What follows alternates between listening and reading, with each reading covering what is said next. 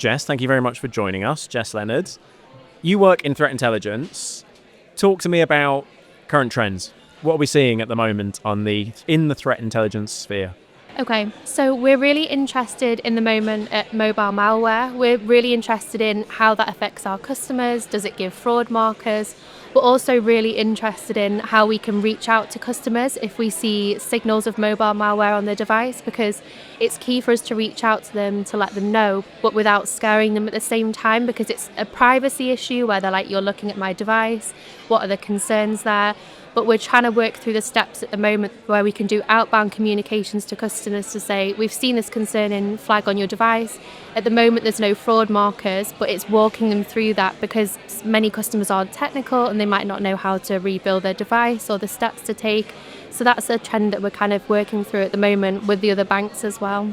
That's really tricksy. So how do you approach a conversation like that or a communication like that, where you're trying to say to a customer, on the one hand, we think there might be something naughty that's on your phone or your computer, but on the other hand, they might freak out and think you're invading their privacy? It's actually a great question, and that's one that we're bouncing around. We have what they're called fusion cell calls with the other banks where we share trends that we're seeing and how we're trying to approach the steps. So we're speaking to them at the moment and we're all trying to agree a process because it'll have to go through legal. But we have to make sure it's through the official channels so they understand that it is the bank contacting them and not a scammer. We have to make them aware that it's for their own safety and we're not doing it out of spying on them or looking at other apps. It's specific markers like, does it have overlay screens? Does it have the ability to communicate to different apps? So we're looking for specific signals rather than scanning the content on the device. So we're trying to work through a playbook of how that would look, what the communication style would look like, and have a registered playbook that we can refer back to, and also communications that we could put on social media, on our website, just so we know we have that constantly to refer back to so they can have their trust in us as well. That sounds quite hard. You're talking about telling your customers that there's something nasty on their phone or their computer, but at the same time, in just doing that, they might freak out and think you've invaded my privacy. Yeah, exactly. So I think we have to make sure we reach out through the official channels. So we call them, you can either register via the app or if they don't trust you, you can also say to call back on 159. So we make sure it's via the official channels, but also we're working through an official playbook of how that looks like. So we would agree the steps to take. We would signal that we're looking for specific markers on the customer's device. We're not scanning your data. We're looking for specific fingerprints, whether that's overlay activity, connecting to malicious apps, having the ability to intercept SMS, which would obviously intercept one-time passcodes.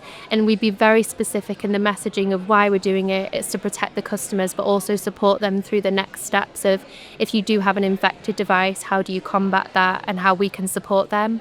And then we'd also look to kind of put that out on social posts.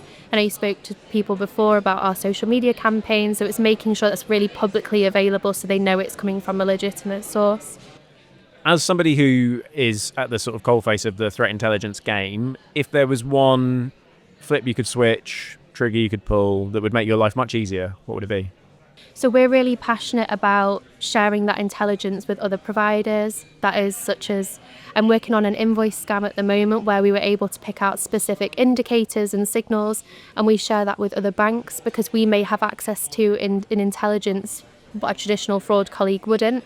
Pass that over to the affected bank, and then that way we're making sure we're sharing intelligence in real time with the approved GDPR regulations, of course. But yeah. It sounds like some sort of centralized database that would allow you to sort of share that intelligence in real time with various different platforms and various different providers and authorities might be a really good idea. Yeah, we are part of some key memberships that allow us to do that, and we've, off our own backs, been able to set up regular intelligence sharing sessions with other fusion cells across banks, which has been really helpful actually to see what trends we're seeing in the threat landscape, what they're working on, what's gone so well, what's not gone so well. And that's been really beneficial, and we're hoping to mature that as the months go ahead. You started by talking about malware as a kind of a trend that you're seeing within the threat intelligence space. What is the interface between malware and fraud? Like, how does it work? How does malware facilitate fraud? It's a great question. So a lot of the time it can be the initial step in the infection that then allows the threat actor to have access to the device. So say they've interacted with a compromised website, like it's got a click fix malware infection, and that basically is a malicious capture page. You know, traditionally you get the traffic lights. It comes up with a set of commands to run, and in the background it pastes a command into your command line. The victim unknowingly executes it, and then their device is infected. But what that allows them to do is have access to the device, move laterally through the network. Say if you've got passwords saved in your Excel file, your banking passwords, your memorable phrases, and then that's the initial step into abusing that customer's sensitive data to ultimately exfiltrate the funds. So we see malware a lot of the time as the initial step in the attack chain. So it's the very first bit, if you like, in Yeah. actually getting hold of some customer data and some Not being in all attacks, but some. Intriguing. Okay, you mentioned your the work you've done recently on some fraud related to invoices. What is your sort of most memorable thing that you've come across? And that can be in terms of either some great work that you've done or, a scam architecture that you've seen that just made you go, whoa, actually, that's really impressive and scary. Okay, I'm really proud of the work that our team and other banks have put into combating remote access fraud. It's been a huge trend that we've seen in the last 2 years, especially in business banking customers, where they use impersonation domains that they entice, and they'll do social engineering and say, hey, we're from the fraud team, navigate to this domain which downloads AnyDesk or TeamViewer, and then that allows them to take over the customer's device. And we've seen some really interesting tactics of how they manipulate the customer into thinking it's the bank. And I'm really proud of the steps that the banks put into place to educate customers, protect them, improve our controls. We have a lot of proactive monitoring now. And I think customers don't know that's going on behind the scenes, but it's one of our biggest priorities to protect our customers in that way. And we've come on leaps and bounds since we saw this first MO, and I'm really proud of the work we've done in that space.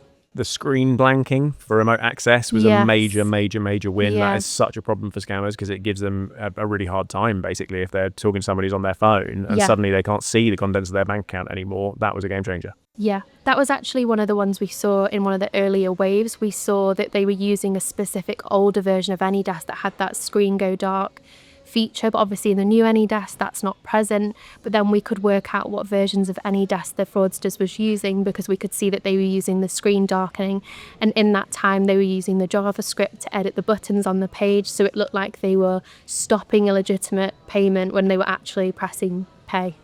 So we saw some really interesting things in that space. Jess, thank you so much for your time. Hugely appreciated.